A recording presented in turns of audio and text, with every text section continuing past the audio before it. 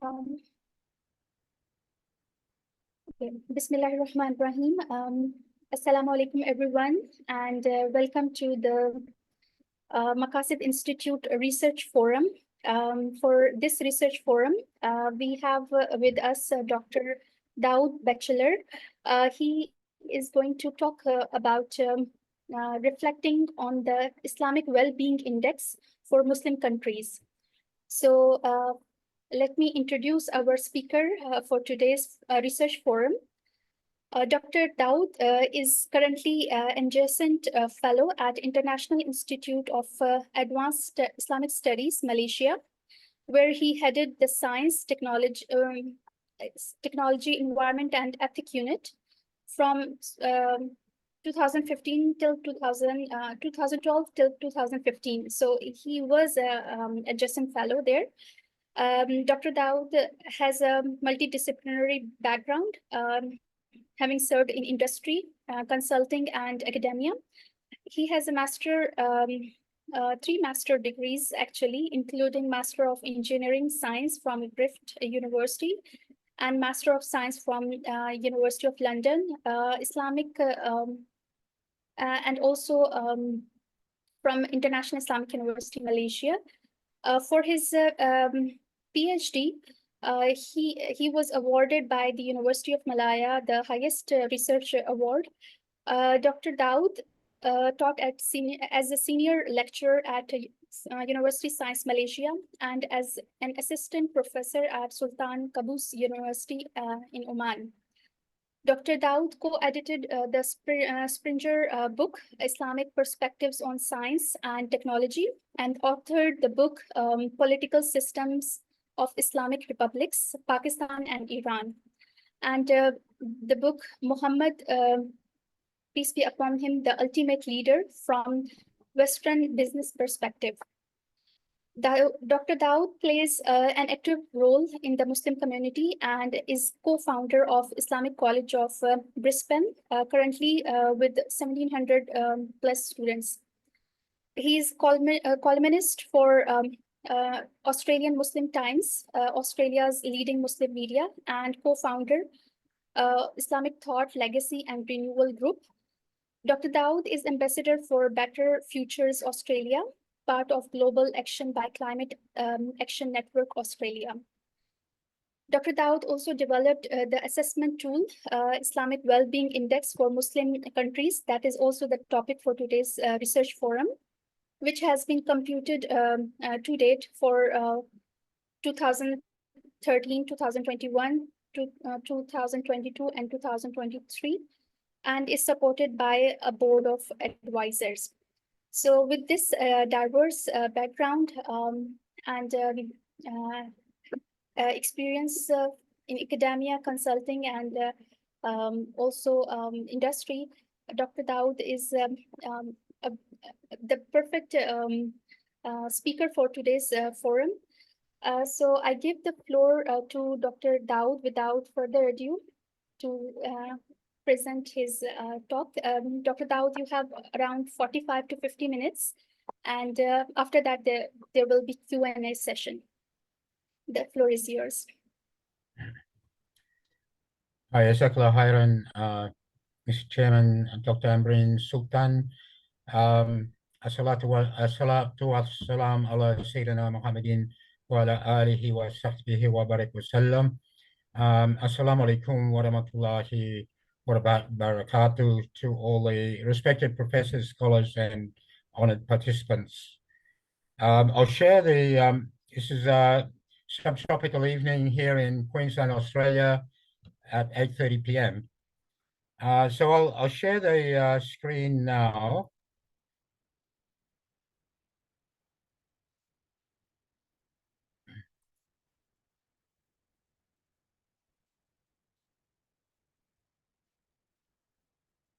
So I can't see anyone, but I'll just proceed with my talk, inshallah. Can you hear, Doctor? Yes, I can hear. So you are unable to share the screen? Okay, let's see. I thought I was sharing it.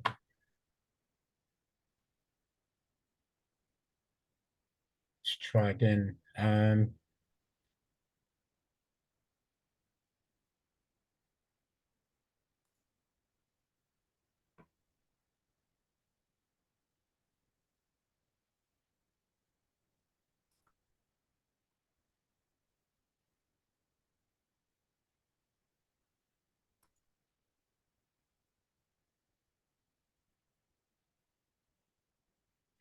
So We can. here we go.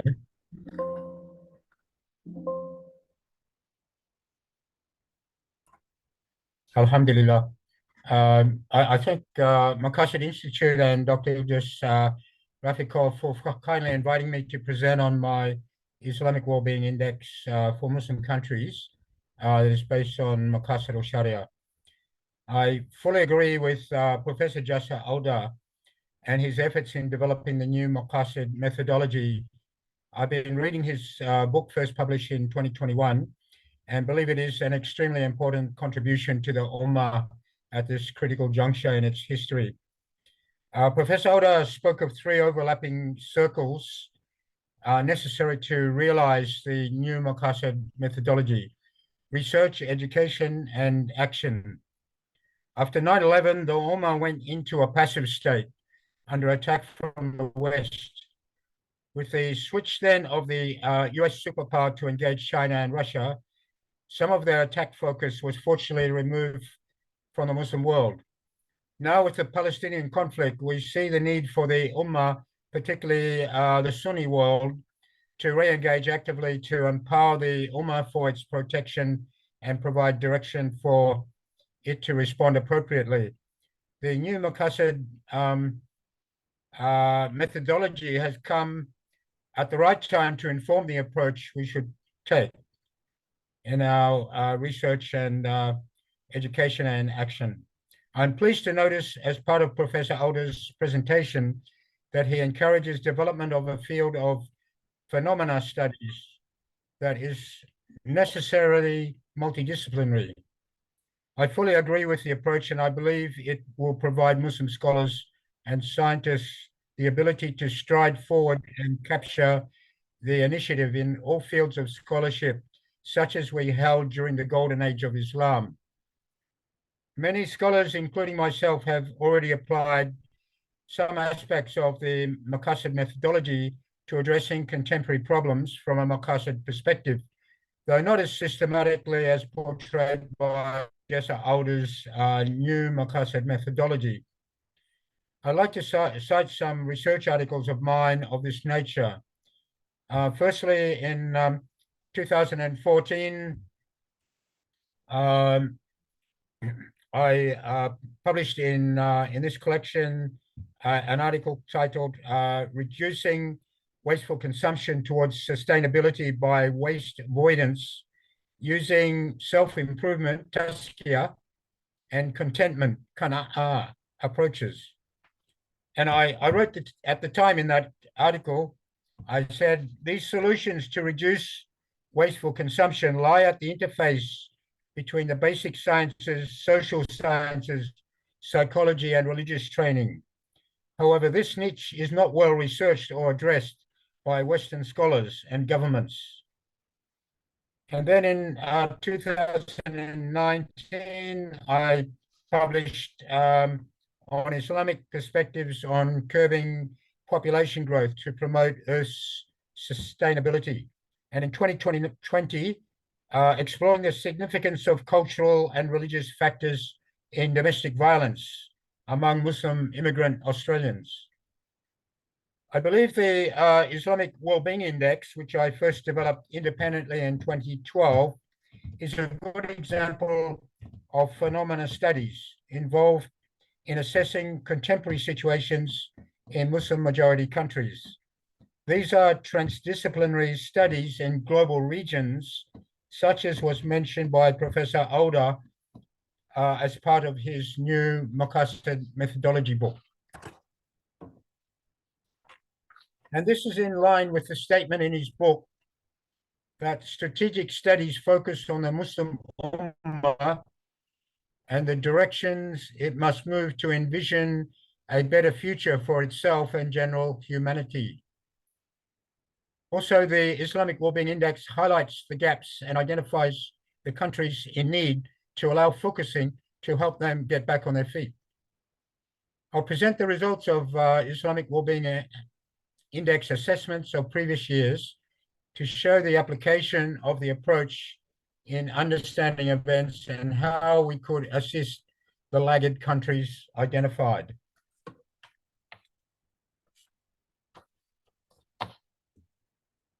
Al-Biruni, who died in 1050 of the Common Era, is my favorite classical scientist because he used to like to quantify phenomena,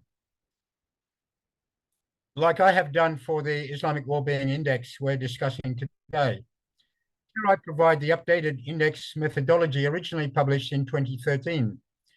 So this is actually the 11th anniversary of the first publication of the index in the Islam and Civilizational Dual Journal of IS Malaysia. I'd like to acknowledge the sterling support from Professor Muhammad Hashim Kamali and the International Institute of Advanced Islamic Studies Malaysia for their support of the index and for providing the institutional platform for its dissemination. The 2013 article received 12,500 reads on academic website ResearchGate, so it's had quite a following. The Islamic Well-Being Index is a valuable tool for assessing the state of the Muslim Ummah objectively. I look forward to have your feedback to my presentation today. So I plan to look at the Islamic Well-Being Index approach and its relationship to the Maqasid al-Sharia. And then look at the Islamic Well-Being Index that, as it was originally published in 2013, discuss the 2015 Senior Scholars deliberations for a Sharia index, which influenced changes to the index. Then look at the methodology for the index for 2021, 22, and 23. Look at the country ranking results for the last year, and then suggest conclusions and recommendations for future assessments.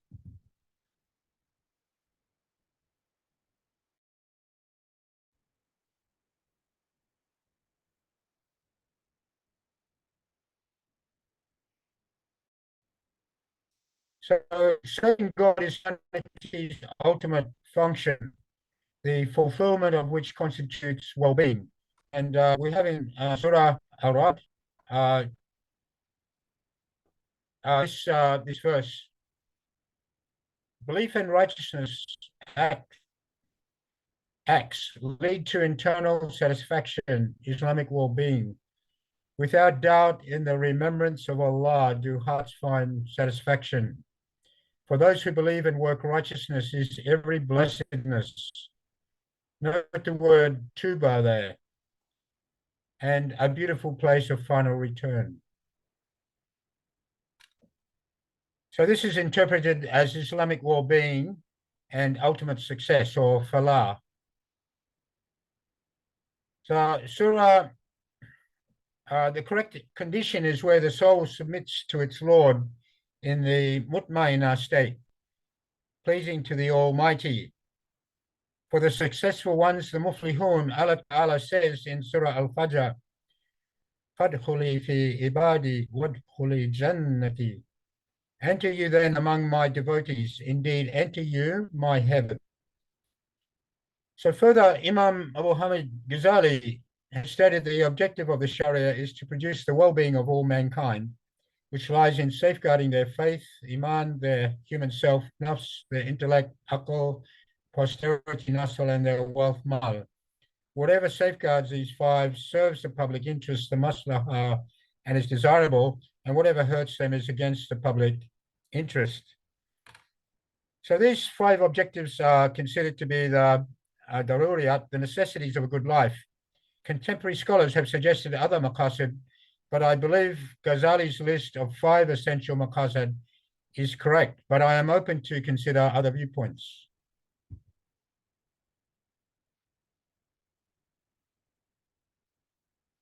So in 2013, the article was published, a new Islamic rating index of well-being for Muslim countries.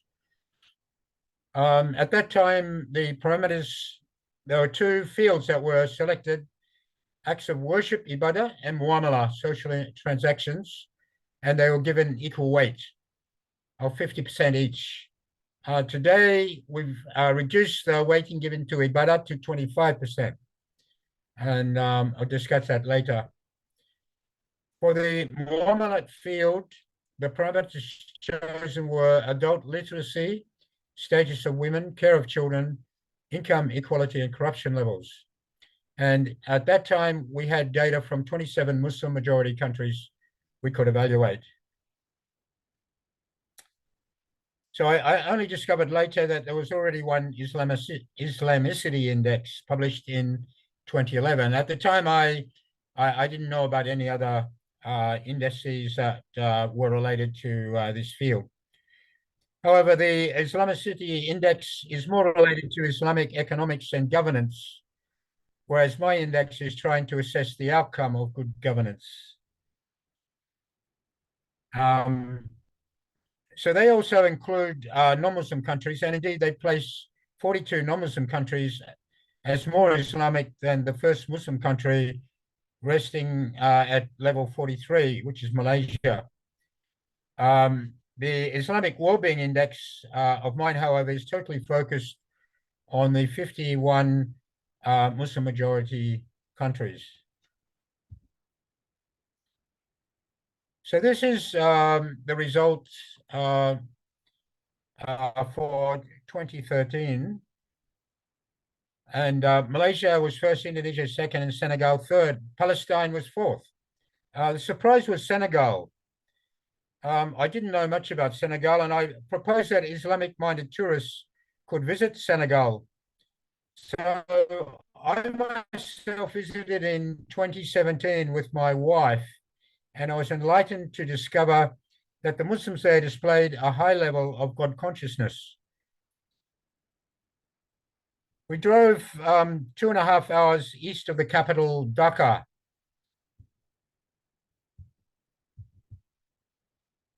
And we discovered rising out of the Sahel, the barren landscape on the southern margins of the Sahara Desert, this beautiful mosque complex.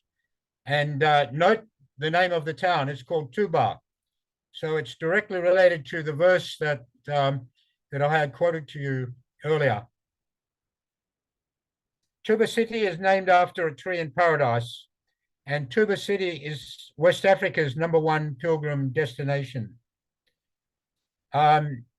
So in Senegal, they have been blessed by the work of Sheikh Ahmadou Bamba, who died in 1927, the founder of the Mouridia Brotherhood. And 40% of Senegalese Muslims are his followers, of whom 60% are women. So for poor Africans who might have difficulty financing a trip to perform Hajj, they come and perform pilgrimage to this site in Senegal from all the West African countries. So this book came out recently. In 2015, leading scholars contributed significantly to advance the robustness of the current Islamic Well-Being Index approach, which now reflects the Maqasid al-Sharia. Before, it wasn't specifically aiming to reflect the Maqasid al-Sharia. So, led by Imam Faisal Abdul Rauf, leading scholars collaborated, including Muhammad Hashim Kamali, Jasa Auda, Anis Baswadanan, Muhammad Larajani, and Recep Senturk, amongst others. And the outcome of their deliberations was published as a book, which I'm holding up here, defining measures and indexing Islamic contemporary statehood of Muslim states. So Abdul Rauf and his fellow scholars' methodology was developed more to evaluate Islamic governance, whereas we are seeking to measure the result of good governance as reflected in the spiritual and mental states of a country's Muslim population.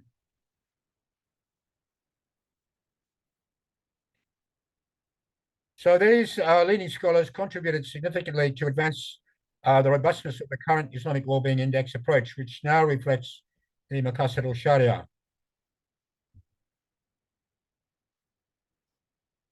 So looking at the methodology that we use for measuring the index,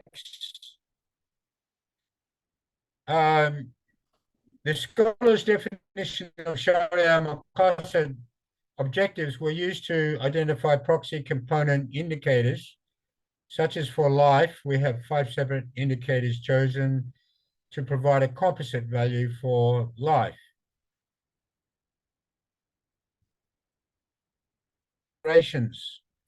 Firstly, we identify dense criteria that affect an individual's spiritual state. For example, the percentage of Muslims attending mosque weekly, which is better than, for instance, the number of mosques per 10,000 population. And secondly, we choose indicators that are easily obtained and reliable, such as from the World Bank or United Nations. And thirdly, we chose indicators that are most relevant and representative of the objectives. So then we perform the data collection on the component indicators, and then we perform a statistical analysis of the component scores. We're normalizing the score out of 1 for the highest and lowest data that we get for each indicator.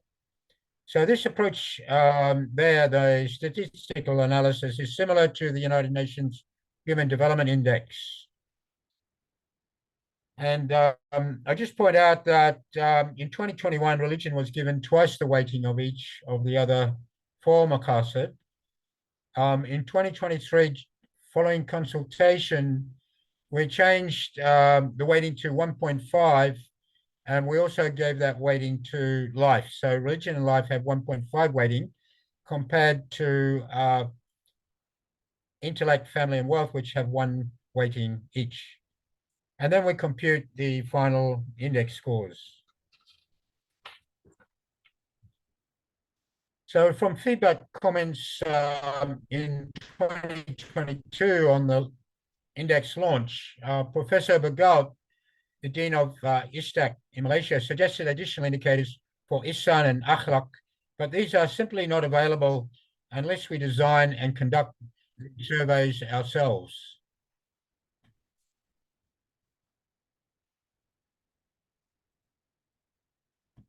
Okay, now we focus on one maqsad, which is protecting religion or deen. And this is defined as the preservation and development of faith through spiritual enrichment in the divine law, embracing good moral standards, and performing religious practices. For 2023, country data available is only for 33 of the 51 Muslim countries. Data is unavailable for oil sheikdoms and certain African countries. The data is mainly from the 2012 Pew Center report titled The World Muslims, but also from World Values Surveys, Wave 7, 2017 to 2022. The available survey criteria is currently restricted for deen to the percentage of weekly congregational attendance, secondly, the percent that pray daily, and thirdly, the percent where religion is very important. So, I was able to construct in the first place in 2012 the Islamic Well-Being Index after the United States Pew Center published data on the strength of Muslim belief and practices in certain Muslim countries. So it was only when I had that data that I could publish about my index.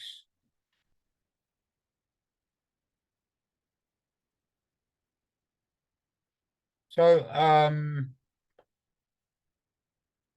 so we go on to the next maqsad, which is about nafs, and this is defined as protecting the existence, sustenance, and development of human life by satisfying basic physical and social needs and protection from harms.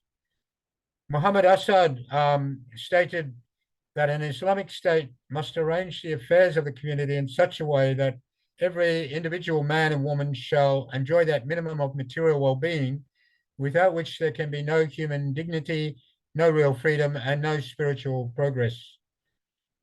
So an Islamic state's responsibilities include the right to life and personal liberty, to provide this, national security, providing food, shelter, and clothing for those who can't afford them, healthcare, and environmental protection.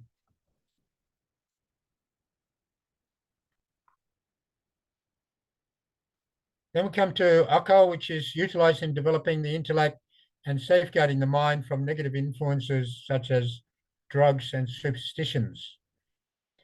Abdul Rauf believed that an Islamic state should promote equal access to quality education for all men, women, and children. Kamali expanded that and said the requirement applies to both spiritual and secular education. And the indicators that we've used ourselves are firstly, adult literacy rate, secondly, human capital index, thirdly, the percent of females in secondary education, fourthly, press freedom index, and fifthly, R&D as a percent of GDP.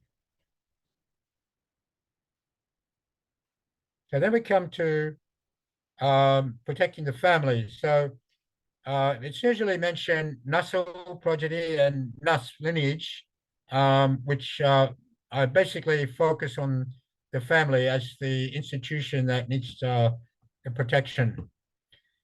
And this is involved in promoting and protecting marriage and well-being of the family institution, which in Islam is considered to be the basic unit of society. The primary goals are procreation and safeguarding morality. So the indicators we've used for this are maternal mortality rate, infant mortality rate, crude marriage rate, crude divorce rate over the crude marriage rate, total fertility rate, which should be greater than the population replacement level. So also I draw attention to Surah Nisa verse 9, where Allah Ta'ala says, let those guardians have the same fear as if they had left weak offspring behind.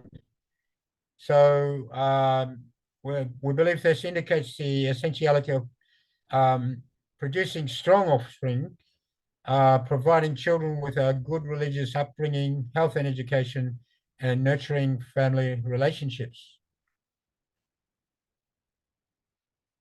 So then we come to mal, which is focused on the protection of ownership and property from damage, harm, theft, or injustice. And also the development of wealth by making it available through circulation and equitable distribution. Uma Chopra has stated that wealth is a trust from God and needs to be developed and used honestly for removing poverty, fulfilling the needs of all, making life as comfortable as possible for everyone, and promoting the equitable distribution of income and wealth. And the indicators used are the Gini coefficient of income equality, the unemployment rate, corruption perceptions index, the ecological footprint, and the Islamic financial development index. So we find that humanity currently is using Earth's resources twice faster than the Earth can renew it. So countries with lower ecological footprints are assessed positively. So this is the result from 2021 country rankings for just the non-religion objectives composite for life, mind, family, and wealth. And this is the bottom rung from rank 40 to 50, just to show you that most of these are war-torn countries and African countries. with Nigeria last.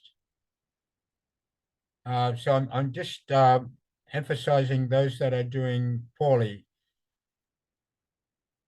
And this is in line with an intriguing finding that came up in 2013 when the index was first published, that West African countries that display the almost highest levels of personal religiosity, ibadah, at the same time were demonstrating the lowest levels of social interaction, muamala.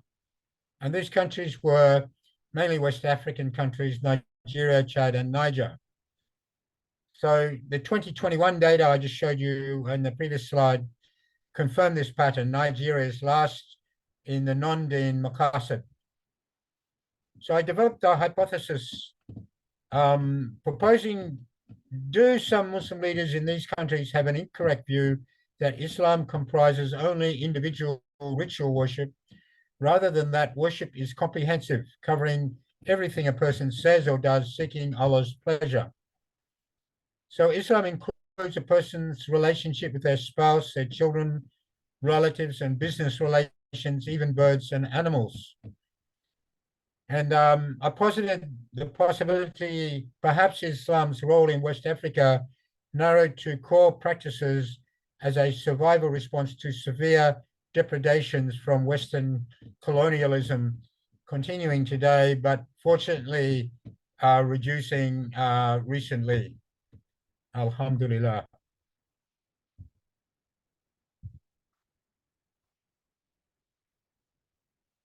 So this is a summary of the country rankings of the Islamic Well-Being Index that we've seen from 2013 to the last one in 2023.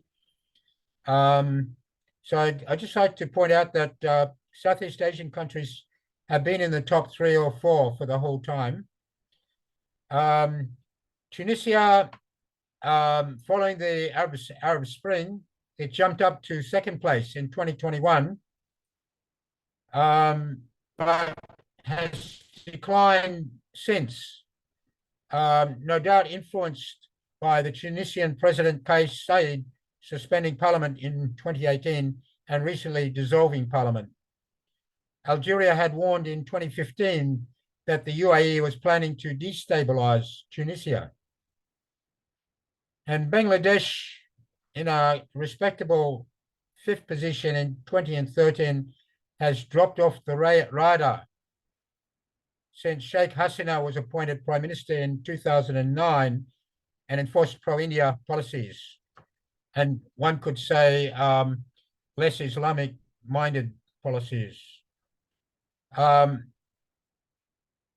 Also, Afghanistan was 5th in 20, is now 27th.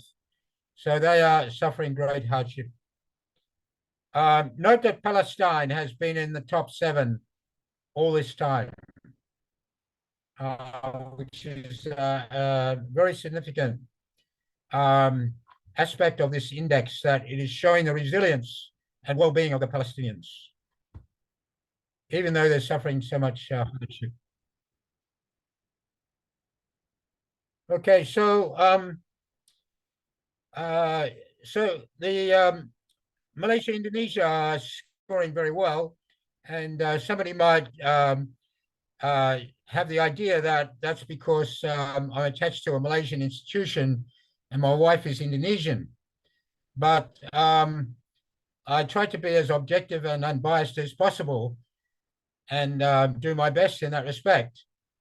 I received some support on the validity of those findings from Shady Hamid of the US Brookings Institution in his 2016 book called Islamic Exceptionalism Indirectly Validates. He said, like, you can see that this indirectly validates the Islamic Well-Being Index approach. It finds Indonesia and Malaysia together top within the first 4 rankings from 2013 to 2023. He doesn't say that in the book, but it indirectly validates this. Shady actually wrote, he said, Indonesia and Malaysia feature significantly more Sharia ordinances than Egypt, Tunisia, Algeria, Morocco, or Lebanon. While Indonesia and Malaysia are led by secular-based parties, these parties had to enact Sharia legislation to satisfy popular demands of citizens for Islam to play a central role in law and governance.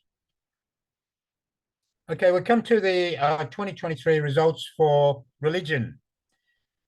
So we can see that out of 33 countries we have for deen, the strongest 7 out of 8 are West African countries. The last is the former communist bloc countries. We don't have any data for the oil sheikdoms. They haven't published any data for us that can be used. And this is the result for NUFS.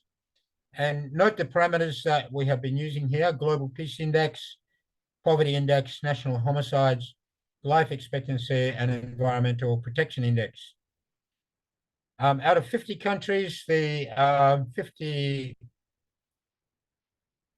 51 countries, I believe, the best are in the Middle East and Europe, with UAE, Albania, Kuwait, Kosovo, and Jordan leading. And the most improved countries from the previous year were Senegal, Saudi Arabia, and Oman. So then we come to the results for AQL, for intellect. The best are Malaysia, Maldives, and Gulf Arab countries. Those that improved the most are Lebanon and Iran and Morocco. Including research and development in this field help the ranking positions of R&D leaders UAE, Turkey, and Malaysia. This is significant since the intellect field is one in which the Muslim countries mostly do poorly. Malaysia could activate, because it's number one, advisory services. It could activate advisory services for the benefit of other Muslim countries, just as the International Islamic University of Malaysia did in mentoring the Maldives in the development of the Maldives Islamic University some years ago.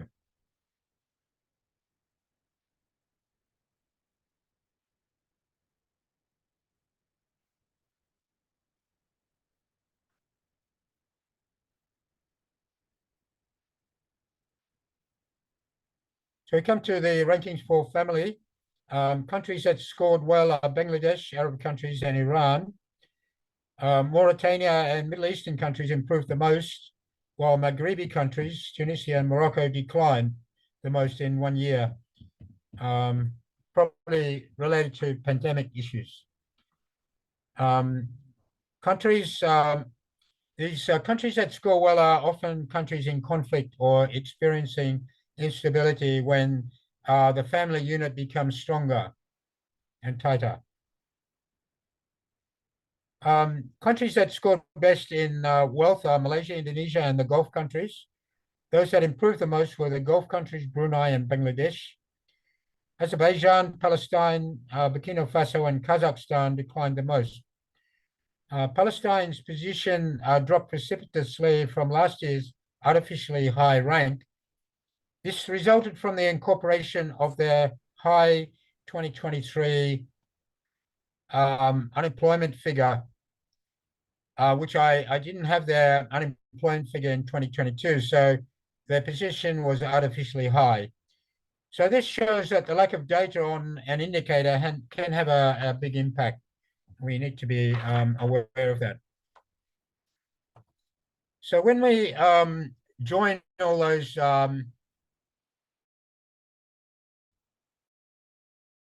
Maqasid and make a composite, then we get the 2023 rankings for the composite non-deen objectives. Shows Malaysia first, UAE second, and Kosovo third. Eritrea was added here as evidence indicates Muslims there are now a majority. The following countries, you can see that the leaders there, which include Maldives and Jordan, also did well. Increasing the weighting. So this year we increased the weighting in 2023 for the life Maqsad, and this resulted in improvements in the rankings of Gulf Arab countries, Brunei and Bangladesh.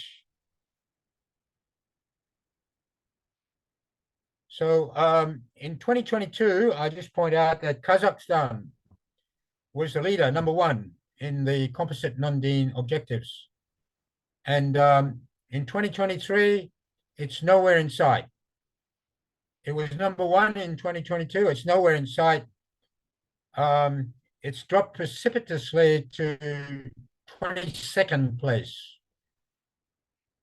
22nd place in 2023. So why is that? The Islamic Well-Being Index can indicate.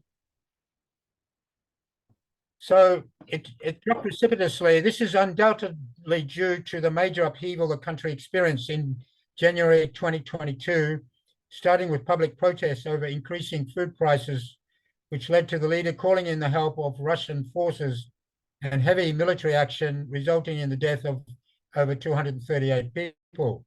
It's clearly resulted in a major loss of government social capital.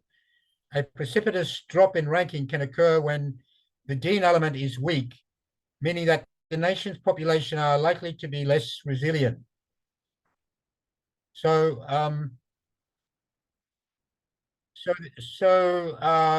in 2023, in 2022, we're already seeing like this happen in January 2022, and obviously it's not showing up in the data.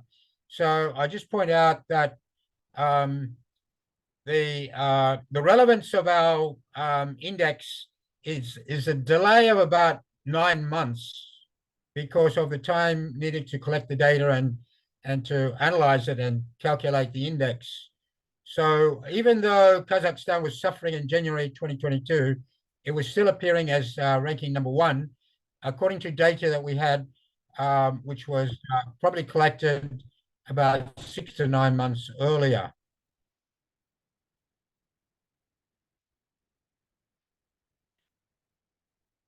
Okay, so here we're looking at the overall results of the Islamic Well-Being Index for 2023, pointing out this is a post-pandemic result. Malaysia regained its leadership position. It means that a majority of Malaysian Muslims are experiencing relative well-being compared to other Muslim countries, a consequence of government policies and themselves inculcating to various degrees Islamic teachings and practices. Kyrgyzstan and Kazakhstan and West African countries, Burkina Faso, Mali, Nigeria declined the most.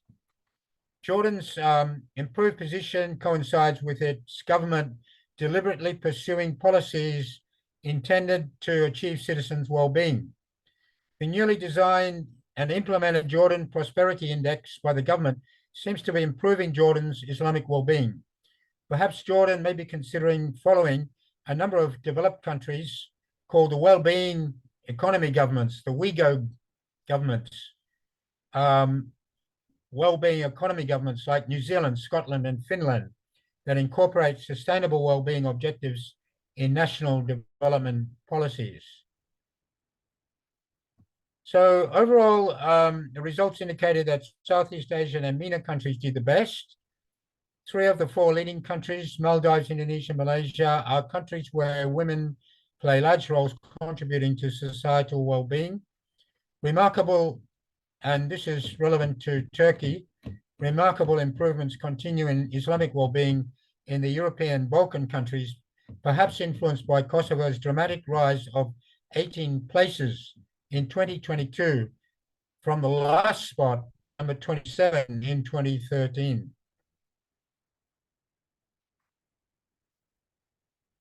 So this is the second ranked countries from rank 12 to 22. There's the massive improvement in Kosovo's Islamic well-being ranking reported in 2022 and also now in 2023. We also see happening, and notice the coincidence, welcome improvements in neighboring European Muslim countries, Bosnia and Herzegovina, which rose 12 levels, and Albania, which rose 8 levels. And this potentially indicates a long-awaited post-communism Islamic revival in the Balkans. Turkey also showed a significant improvement which no doubt helped. We see Turkey at position 22, which no doubt helped Erdogan's re-election campaign in the last presidential elections.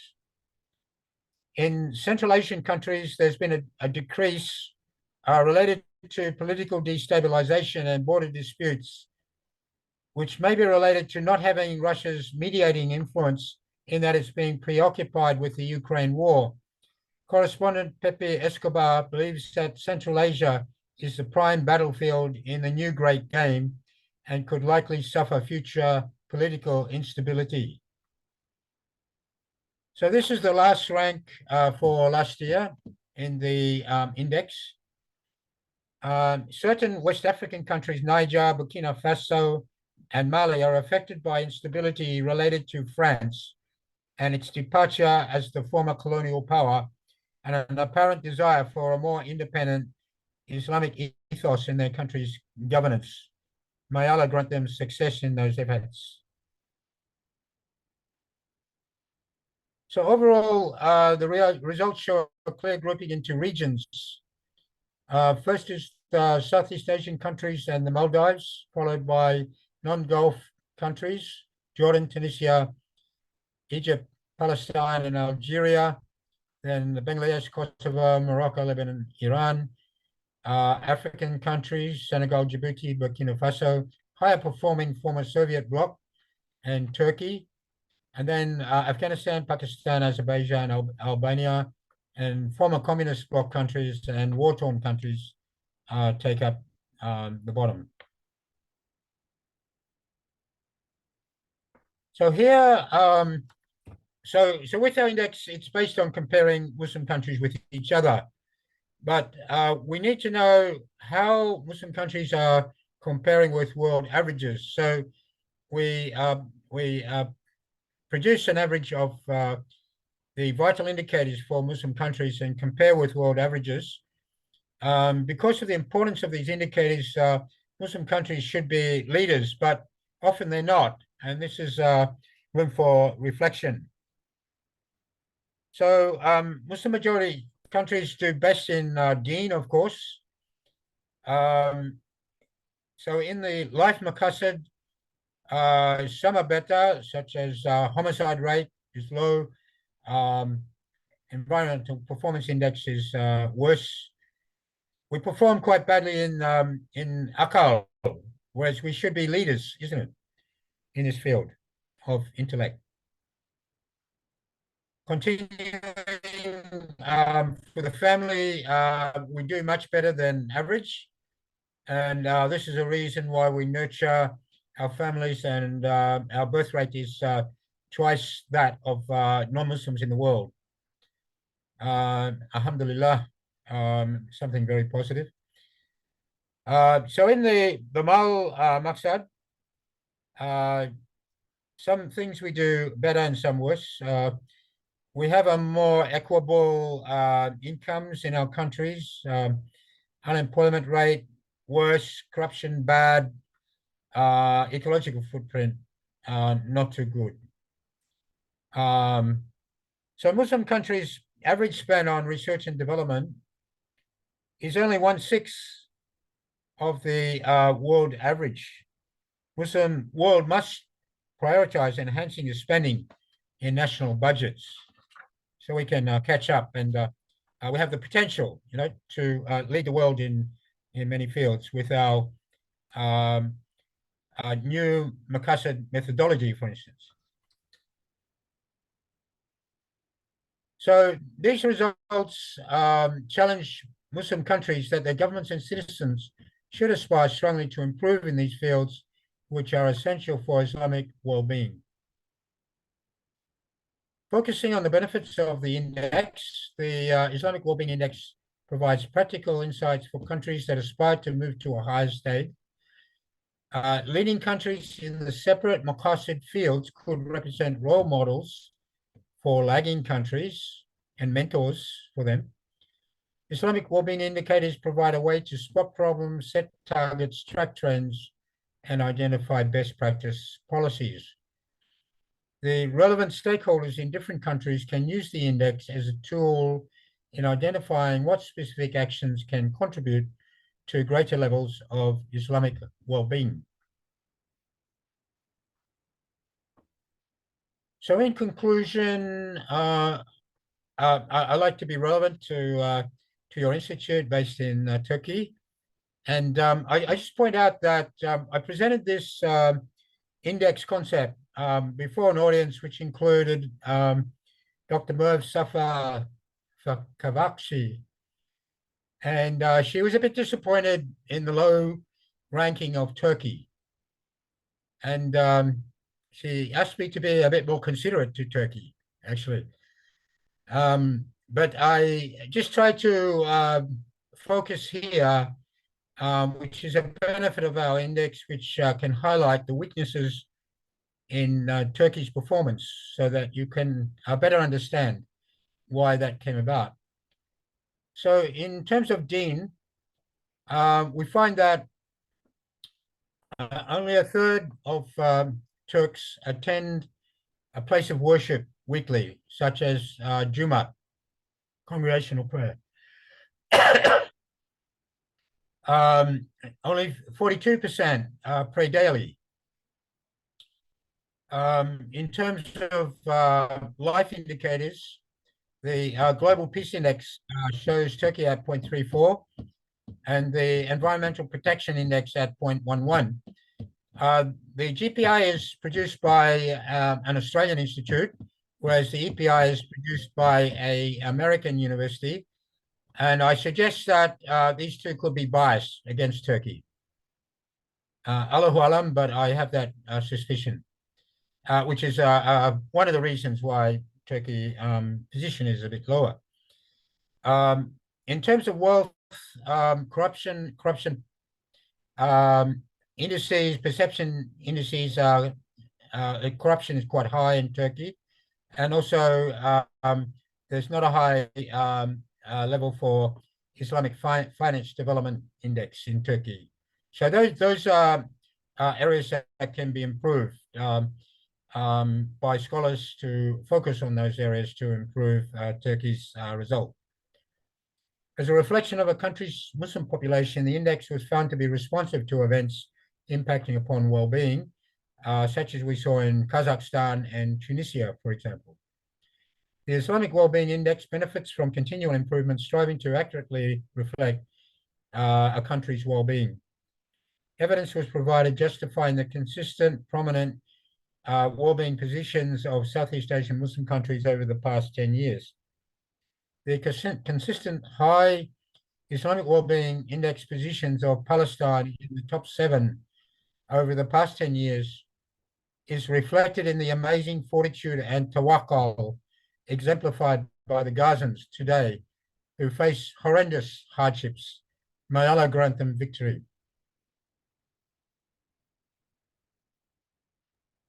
So, so among the recommendations I have is that,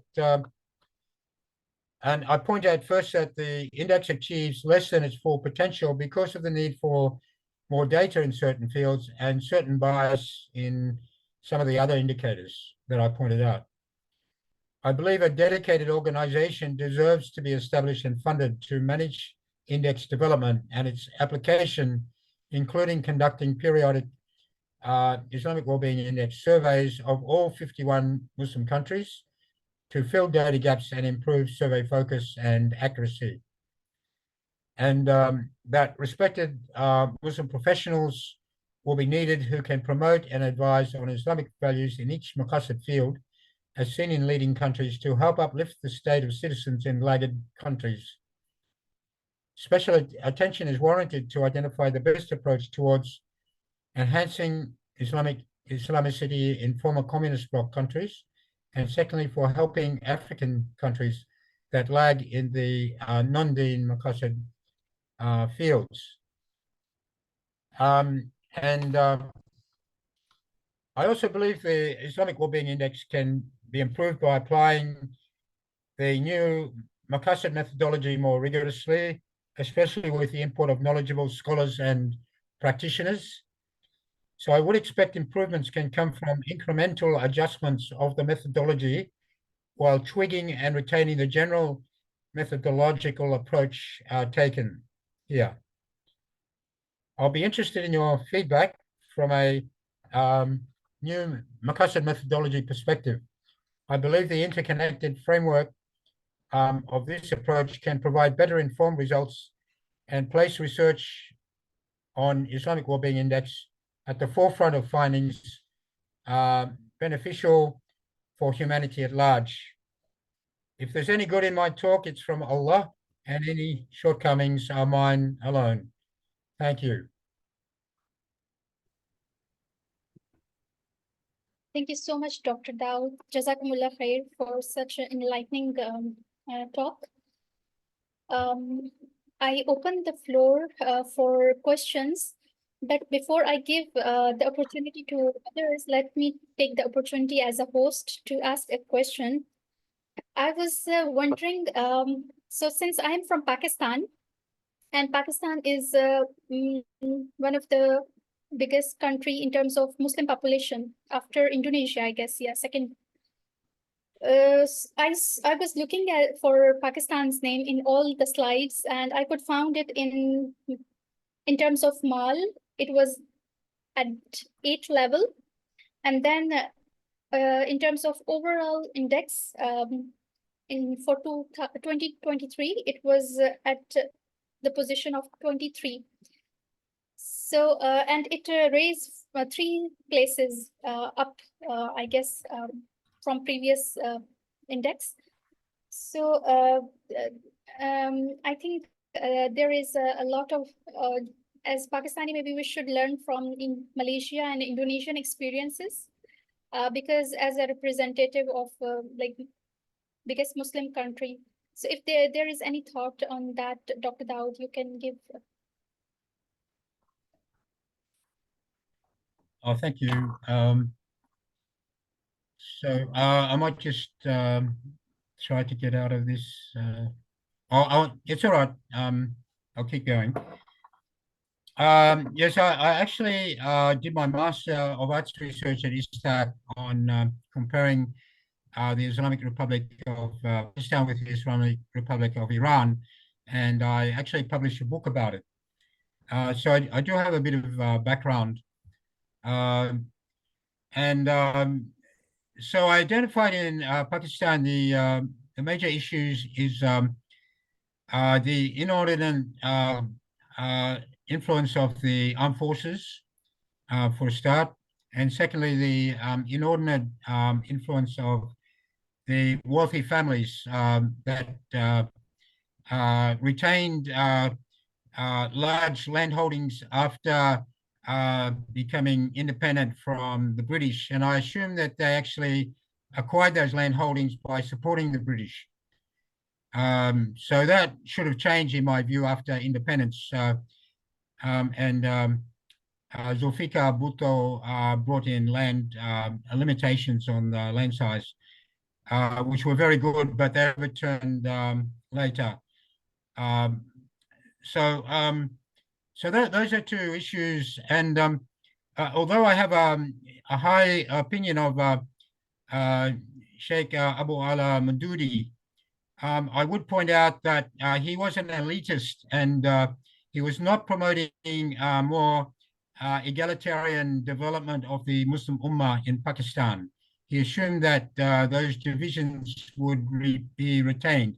And one aspect of Pakistan's relatively poor showing is that you are not making the most use of your human capital by providing them education and welfare, because a lot of the funding for education and welfare are being redirected towards the armed forces, who unfortunately are making the country weaker rather than making it stronger.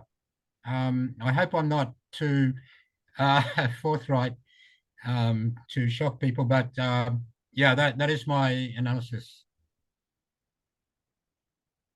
I totally agree. The literacy rate is quite low as compared to other South Asian countries like India and even Bangladesh and Sri Lanka. So thank you so much, Dr. Daud, for your answer. From the audience, if there is Any question, please unmute yourself, introduce yourself, and then pose your question. Try to be brief and to the point.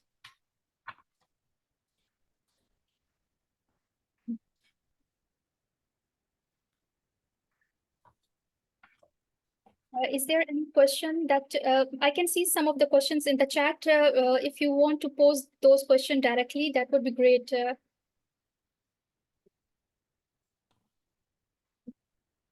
Or okay, maybe I should read from the chat. There is one comment, I would say, from Fadullah Walmut.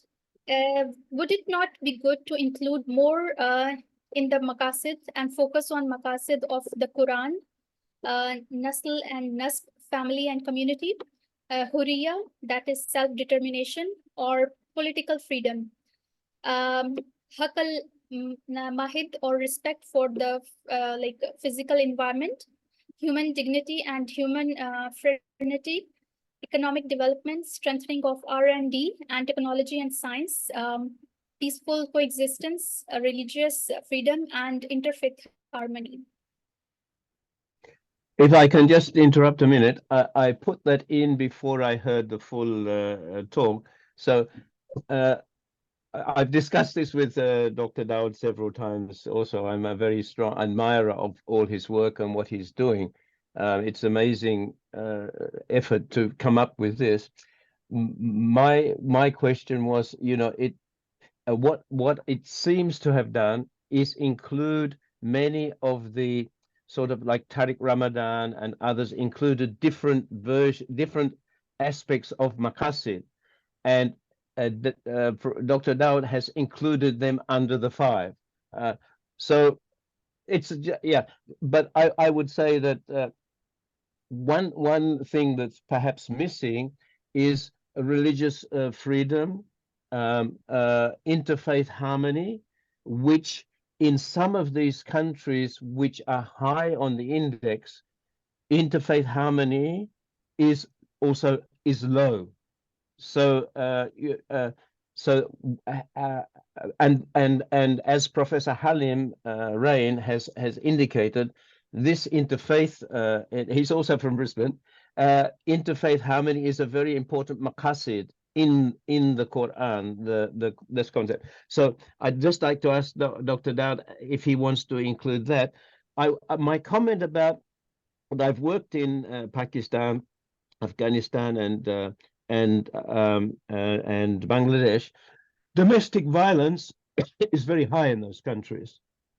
So I was very surprised to see Bangladesh high on the family index, whereas domestic violence is really quite terrible there, and also in Afghanistan. Another question would be, how do countries treat refugees? Because that's a very important Quranic principle of welcoming those who are in difficulty. And countries like Malaysia do not treat refugees very well. And most Muslim countries do not treat servants and workers very well. The treatment of Bangladeshi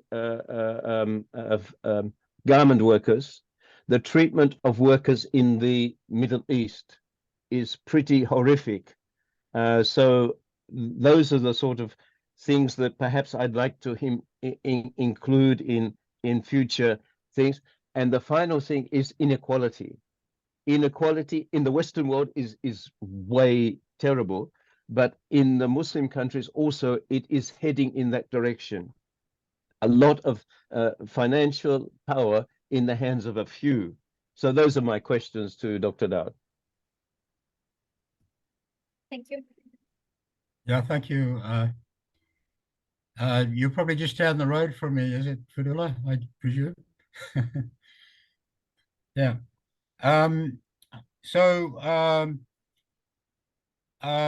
Yeah, basically, like I had that slide on Maslow's hierarchy of needs, because I believe Al-Ghazali identified quite correctly the key elements, you know, of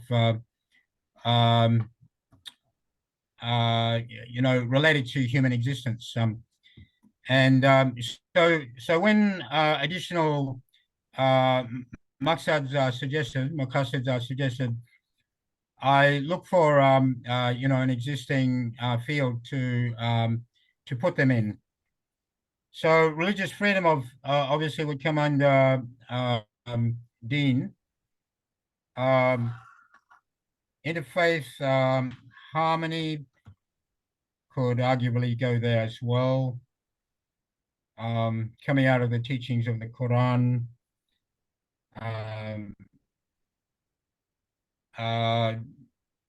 Although the family field could be expanded to include neighbors and fellow citizens potentially. Yeah, in Bangladesh, they don't have a lot of data, so this is one of the issues that perhaps I didn't have data on domestic violence in Bangladesh, whereas the other crude marriage rate and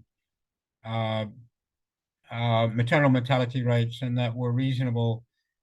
Obviously in Afghanistan, it is, I do have data on Afghanistan, and it's near the bottom of the list in terms of domestic violence.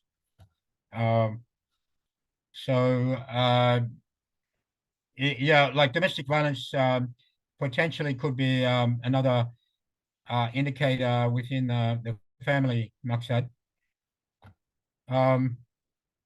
In terms of refugees, this would probably come under life, providing the essentials of life. So in the case of Malaysia, on the one hand, they're a very open society to allow so many Bangladeshis and Rohingyas into the country. But as you say, they're not given a lot of formal recognition and opportunities. So on the one hand, it's a relatively open country for accepting, as it did with the Bosnians and others, and providing provide opportunities for them in Islamic University of Malaysia. They don't always treat the refugees that well. So I guess they're better than many countries in accepting people, but then they're not as good as many countries in treating them well. In terms of inequality, yes, overall, it seems that inequality is less in the Muslim world, but in, say, for Malaysia, it's not the best. There is more inequality in Malaysia that can be captured in the Gini index of inequality in terms of income. So in the world today, this is a major issue. We see it in America, in the United States. It's starting to happen in Australia, where fewer people can afford their own homes. So this is inequality is definitely an index that needs to be tracked closely. We already have the Gini index, but we're open to consider other indices as well. Thanks for your question, Kudu. Okay, you're welcome. Can I ask a question, Ambreen? My name is Saeed. I'm from Melbourne. Dr. Batchelor, it was an interesting presentation. My very quick question, current, you know, the refugee crisis and the asylum seekers heading to Western world, Muslim world got millions of people are suffering. Why so-called Muslim countries, other than Turkey, they tend to close their eyes. In Malaysia, even though they're not offering refugee status, there are some sort of flexibility. They can come there, stay there, study there, and stuff like that. But in a typical Arabic, especially Middle Eastern countries, the rich countries, there's no way for them to move. Is there any research done in this area? Even though we talk about Islam, we talk about the brotherhood, the Muslims, and all stuff, but practically is zero. Is there any? Can you comment on this area? Yes. You finish your question, is it, Doctor? Yes, I did. I just want to know. Yeah. I always question myself why this happening. Everyone from Iraq, Palestine, Yemen, Algeria, Morocco, Lebanon come to Australia or England or America or Canada or New Zealand. Why next door neighbor? Not. So you're talking about how they're received in Australia itself. No, I'm asking why Muslim world ignoring it. Why Muslim countries don't help more? Yeah, they don't. No, I mean Muslim country virtually Muslim nil. countries. Yeah. Muslim country try to donate money, give money, but they do not let them to live there. Yeah, well,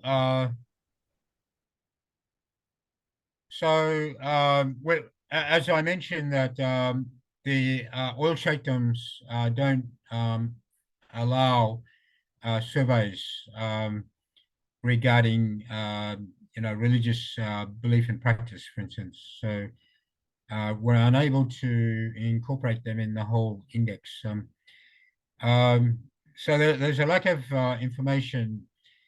But I think it would be right of me to make a sort of a general sort of possibility of the situation, in that being generous is a sign of Iman. Does this reflect poorly on the level of Iman? But on another hand, I would say that average citizens in, say, the Gulf countries have been are they continuing to be generous as they were in the past, or is it the flow is starting to reduce? And we see evidence of disconcern of Saudi leaders and leaders of UAE to what is happening to the Palestinians, for instance. And this as an extreme case, although we do see the UAE are sending aid, but what about the situation in Sudan? Who is responsible for the civil war in Sudan?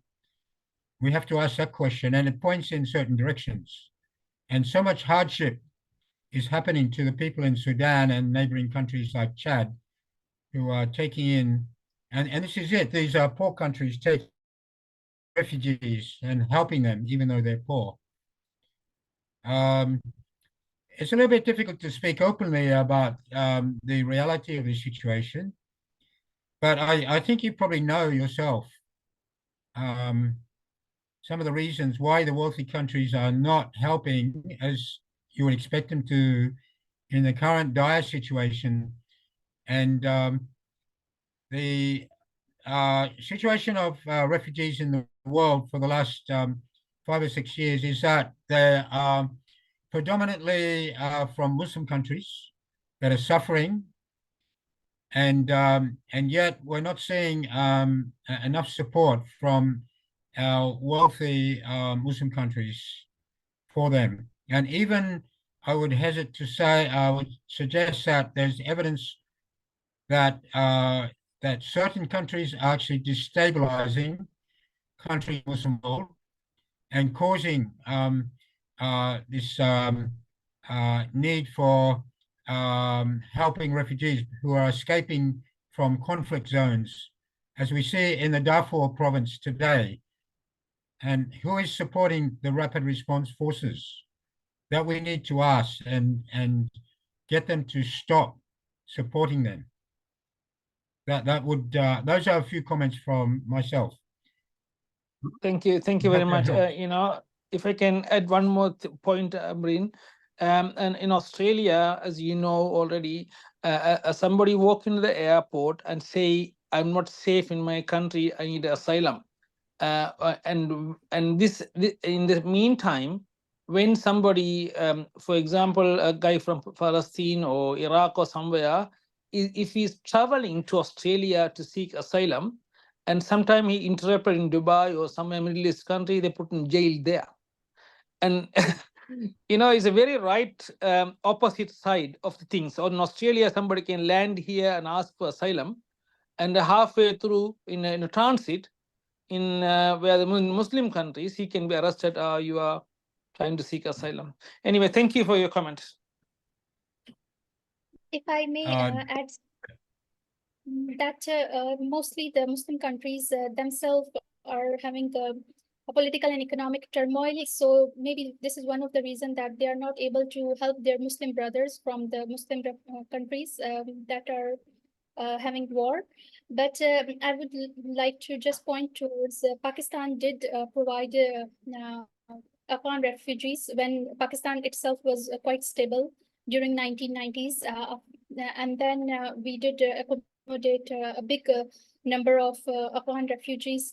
But it depends on the current situation of the country. For example, Turkey was doing very well. I have been, I stayed there for 3 years, and they have a very good plan for locating refugees in different parts of Turkey, so that there is no much pressure on one area or city.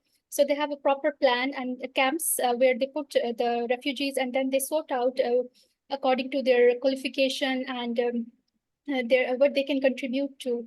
But unfortunately, also after COVID, Turkish economy is doing not doing well.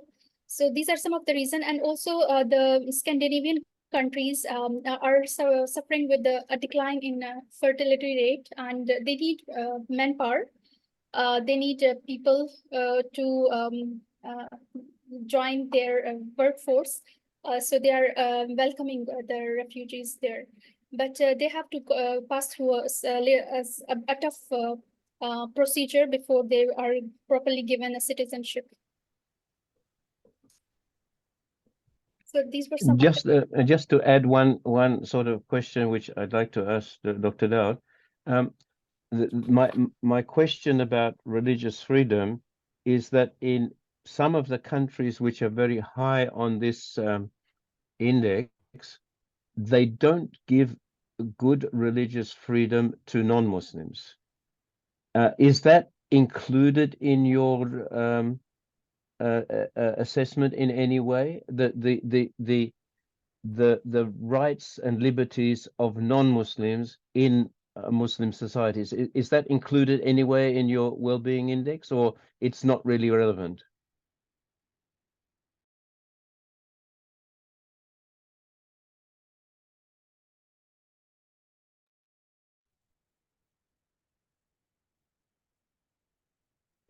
Did you get my question, Dr. Daud?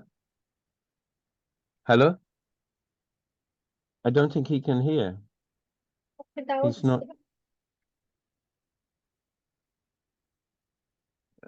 Dr. Daud, can you hear me? Yes, we can hear, but I think Dr. Daud has a weak connection. It maybe he's. Okay, he left. I think I'll let him join again. Okay.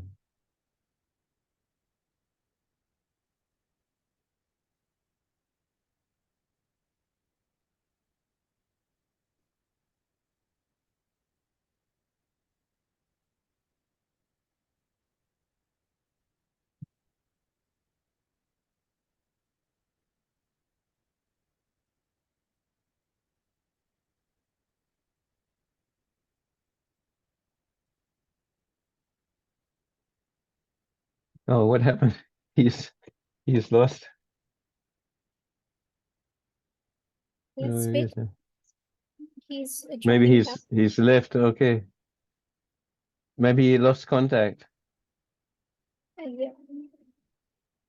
Let me contact.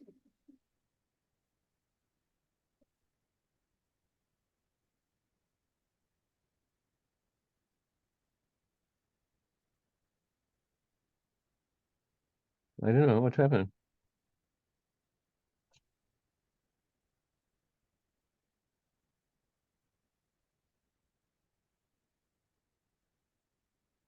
I think that maybe his connection problem. I am contacting him. Sorry for the interruption. Okay, fine. Just see if we can get hold of him again.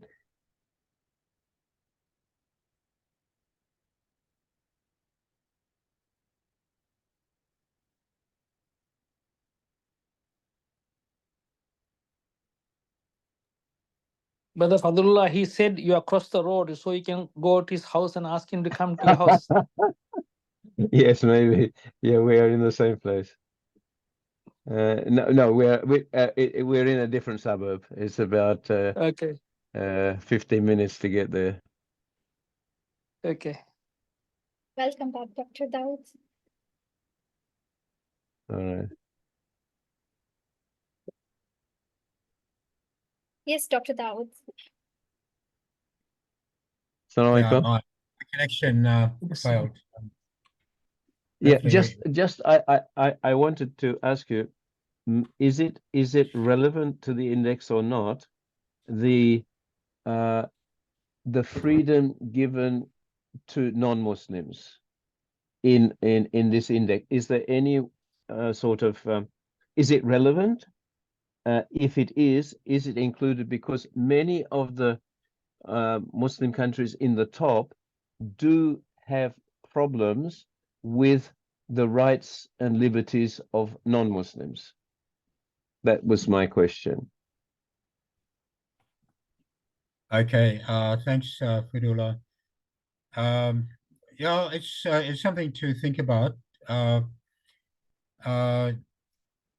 The aspiration of many Muslim countries is to have a democracy, but there is weaknesses in a democracy in that it can be manipulated from powerful countries outside, and often that occurs through certain non-Muslim groups. So this is a concern when we see that there is already manipulation of Muslim countries in general to weaken them. This is a reality. I've documented cases myself.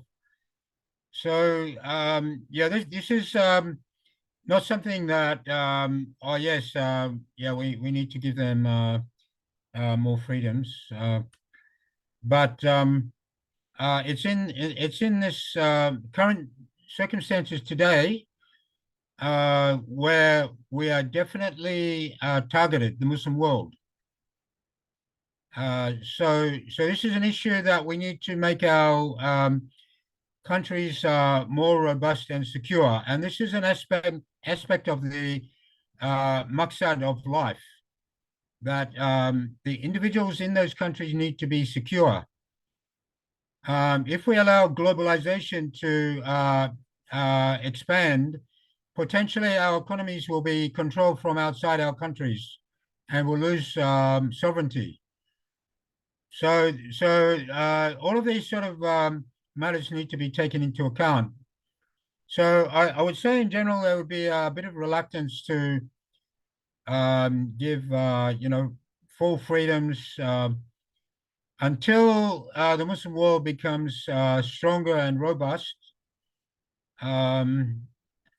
And we can then move in the direction that the leading Muslim countries were in the time of the golden age of Islam, where the Jews felt safest in the Muslim lands and they prospered and developed great scholars, as we saw in Islamic Spain and Iran.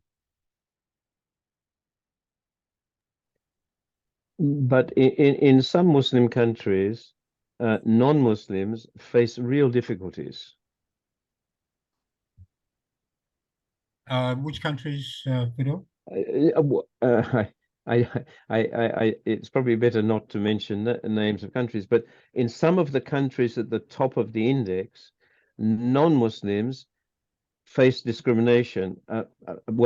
Pakistan, you know very well how I was in the Jinnah market when the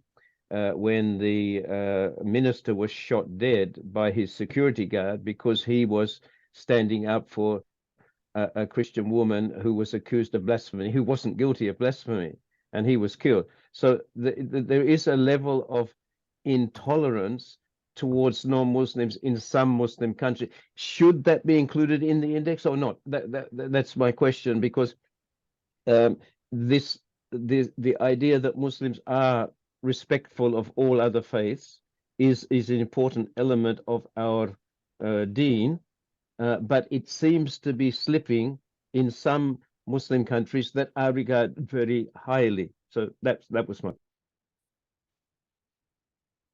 Yes, thank you, Fadula.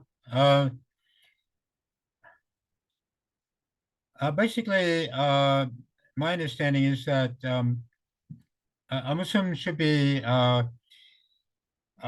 concerned about the well-being of all of the Almighty's creations.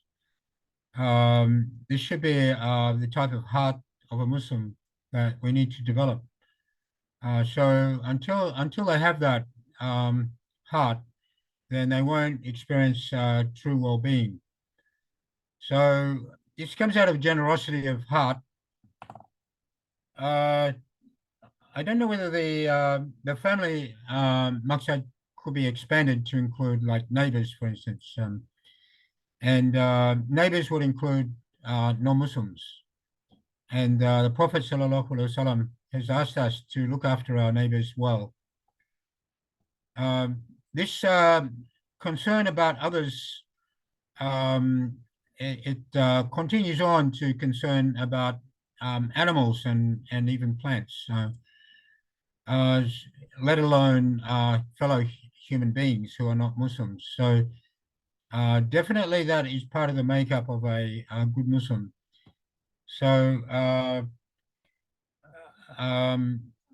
I think for the well-being of a Muslim, they need to have this generosity of spirit. So it should be somehow taken into account, I believe. And thanks for bringing that up, Fidua. I have one last question I'd like to read from the comments. Sister Afifa's comment is that Professor Harold Duke highlighted on the Christian community research that affiliation to does not reflect individual religious commitment or religious belief contained in their mind at the intersection of measuring well-being. So how is it in the Muslim community? You're talking, Ambreen, about Pakistan again, and about the Christians? Yeah, like there is Professor Duke, Harold Duke, who highlighted in the case of Christian community that the religious affiliation does not reflect the individual religious commitment or religious beliefs contained in their mind. So how is it like in the case of Muslim community, their commitment to religion should reflect in their like practice, I guess? So talking about non-Muslims and incorporating this in the index, similar to what Fadula said, was it? Or you were having yes, a slightly different point? That the religious commitment, when we measure religious commitment, Or religious punishment. Sorry, religious commitment, when we measure it in the Western versus Islamic community, how do you see that? Do they correlate with the well-being or not? So for Muslims in the West, in relation to punishments, is it? No, it's not punishment, it's commitment. It's commitment. All right. Okay. Commitment towards Religion. Islam, religion. Yeah, I find that whenever Muslims are in a minority, that they have to be they have to be very careful about their community and doing the right thing by the country's laws, and often come under criticism. So we need to be very resilient, and I think it's probably good for us in some respects that the stress is on us, and so we need to work harder and become more resilient. I know when I went to Sarawak last year, the Muslims are a minority there, Malaysia, and I was very impressed with the akhlaq of the Muslims there, because they're a minority. And I think the Muslims in South Africa is a similar case, that they have established great educational institutions and produce a lot of good ulama. So this can be a good thing. And I guess as Muslims, we look on the optimistic side of things always, at the benefit that can come from it. But then again, we need to be careful that other conditions continuing for our well-being into the future. So we have to monitor the situation very carefully, because we have a passage of legislation that could impinge on Islamic schools, our freedoms to pursue an Islamic ethos, for instance. And the trajectory of certain trends in the West make us concerned that maybe we might need to have to consider having a backup option someday, to live in a Muslim country where hopefully we would be safe if circumstances needed us to pursue that option.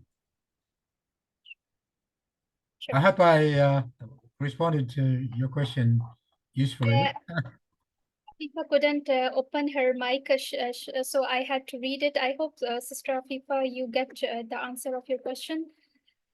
So we came to the end of the research forum. It was indeed a very informative and enlightening talk. We get to know many things, where we are weak and where we have strength. May Allah subhanahu wa ta'ala give us the strength to work towards the betterment of ourselves, our communities, and the Muslim Ummah at large. I thank Dr. Daud again for his valuable time, inputs, and all the participants as well for your comments and questions and for your time. The recording will be available on Maqasid Institute channel, YouTube channel. Usually this research forum is moderated by Dr. Ildus, but today, due to some of his commitment, he couldn't join, and he gave me this heavy responsibility to do this forum. I hope I did justice to the forum, and may Allah give us hidayah